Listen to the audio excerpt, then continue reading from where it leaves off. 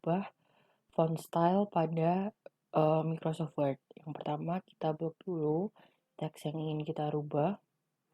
Lalu kita ke Home. Lalu kita pilih font. Kita ganti menjadi Calibri. Lalu untuk mengubah ukuran pada teks, kita tetap di font. Lalu kita pencet ini, lalu ganti sesuai ukuran yang diinginkan. Lalu yang berikutnya adalah untuk mengganti paragraf menjadi single space. Itu ada di kolom paragraf, lalu kita pencet ini, lalu kita pilih satu. Point after paragraph itu kita bisa pergi ke page layout, lalu di spacing, kita ganti menjadi 8. Lalu yang berikutnya adalah tulisan rata kanan kiri. Bisa di home, lalu di paragraf, lalu kita pilih yang rata kanan kiri. Caranya kita membuat kutipan. Kita ke fitur reference, lalu insert citation and add new source. Nah, kemudian type of source-nya kita tinggal sesuaikan. Karena ini bentuk ke jurnal artikel, maka ini sudah sesuai jurnal artikel. Kemudian tinggal kita masukkan data-datanya saja.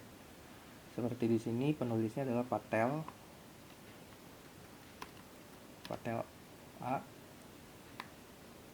Lalu judulnya adalah language. Ya, kita tinggal ketik saja di sini title.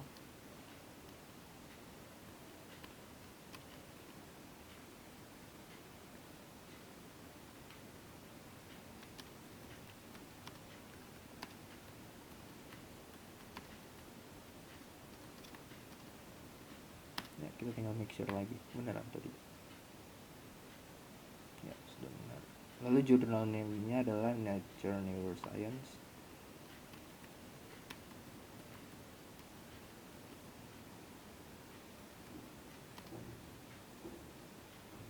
Tahunnya 2003. Lalu halamannya yang ini 674 sampai 681.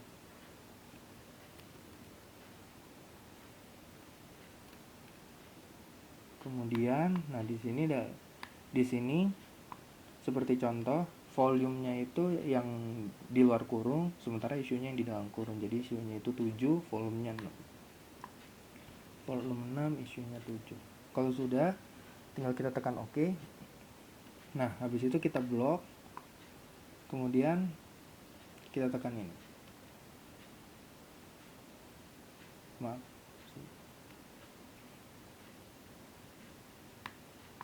Ini lagi. Nah, ini sudah. Kalau sudah seperti ini, kita tinggal untuk masukkannya ke daftar pustaka, kita tinggal copy, lalu kita paste di sini. Nah, lalu yang ini tinggal kita delete saja, kita buang. Cara membuat footnote di Microsoft Word. Pertama, pilih kalimat yang ingin dibuat footnote. Lalu klik reference, akan muncul insert footnote. Kita pilih bagian ujung, terdapat kotak panah. Lalu insert, akan muncul angka. Selanjutnya kita masukkan sumber, klik Ctrl C, lalu klik Ctrl V. Untuk membuat daftar pustaka, kita bisa menggunakan tab Reference dan daerah yaitu Citations and Bibliography. Sebelum membuat daftar pustaka, kita harus mengetahui terlebih dahulu gaya atau style yang mau dipakai untuk pembuatan daftar pustaka kita. Untuk mengetahui gaya, kita bisa klik tombol atau fitur style, lalu memilih gaya yang ingin digunakan untuk daftar pustaka kita.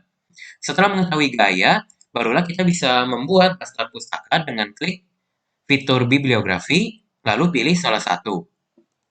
Nah, di sini saya belum memasukkan sumber, oleh karena itu saya harus memasukkan sumber terlebih dahulu. Caranya yaitu klik tombol atau fitur Manage Source.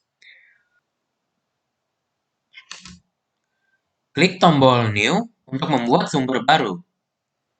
Nah, Microsoft Word menyediakan beberapa opsi terkait jenis sumber yang dipakai seperti buku, artikel jurnal, artikel online, dan sebagainya.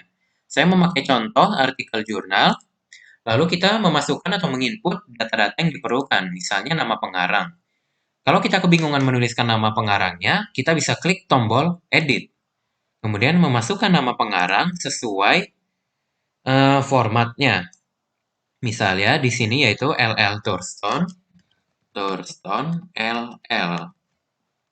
Lalu tekan tombol Enter pada keyboard, lalu tekan lagi. Seperti itu, kemudian judul, yaitu di Absolute Zero in Intelligence Measurement. Kemudian nama jurnalnya yaitu The Psychological Review. Tahunnya 1928. Halamannya yaitu 175 sampai 197. Kemudian belum selesai karena ada data yang belum diinput yaitu volume dan isu atau nomor jurnalnya. Cara menampilkannya yaitu dengan klik kotak Show All Bibliography Fields. Kemudian geser sedikit ke bawah. Nah, di sini kita bisa menemukan kotak untuk mengisi volumenya yaitu 35 dan issue atau nomor yaitu 3. Kalau sudah selesai, tekan OK, klik OK, lalu kita close. Nah, di sini belum muncul. Oleh karena itu, kita harus update daftar pustaka yang kita buat dengan klik tombol Update Citations and Bibliography. Nah, Akan menjelaskan cara menghitung usia pada Microsoft Excel. Kita dapat menggunakan dua cara, yaitu memakai year-frac dan dated if. Yang pertama, saya akan menjelaskan cara menghitung menggunakan year-frac. Kita pertama masukkan tanggal lahir, lalu kita masukkan hari ini, today, lalu kita masukkan 1. Lalu yang berikutnya menggunakan dated if. Kita masukkan tanggal lahir, lalu kita masukkan today, lalu kita masukkan Y atau yang berarti year.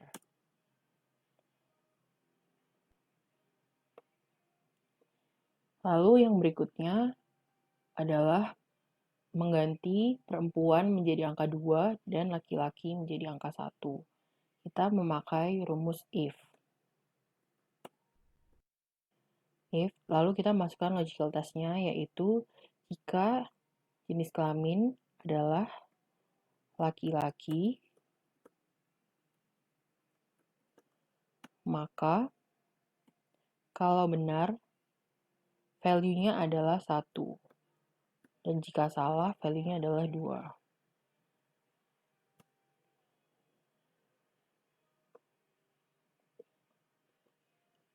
Yang berikutnya, kita mengganti angkatan 2017 menjadi angka 1, 2016 menjadi angka 2, dan 2015 menjadi angka 3. Karena ada lebih dari 2 item, maka kita menggunakan rumus if per tingkat. If sama dengan 2017, maka value if true-nya 1. Lalu kita masukkan if lagi. Ini sama dengan 2016, maka value if true-nya 2. Lalu value if false-nya 3.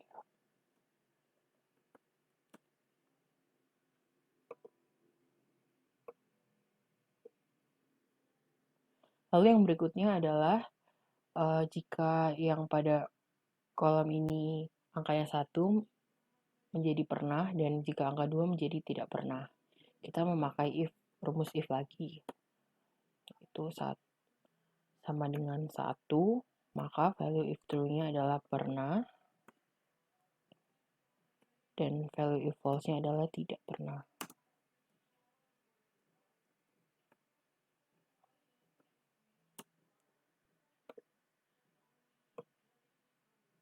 Cara menjumlahkan item terdapat dua cara, manual dan otomatis. Pada cara manual dapat dituliskan sama dengan sel 1 tambah sel 2 tambah sel 3 atau menggunakan rumus sum dalam kurung sel 1, sel 2, sel 3 tutup kurung atau sama dengan sum dalam kurung sel awal titik 2 sel akhir tutup kurung. Pada cara otomatis dapat diklik home lalu klik auto sum. Total dimensi pertama menggunakan rumus sama dengan sum dalam kurung J2 titik 2 N2 tutup kurung N.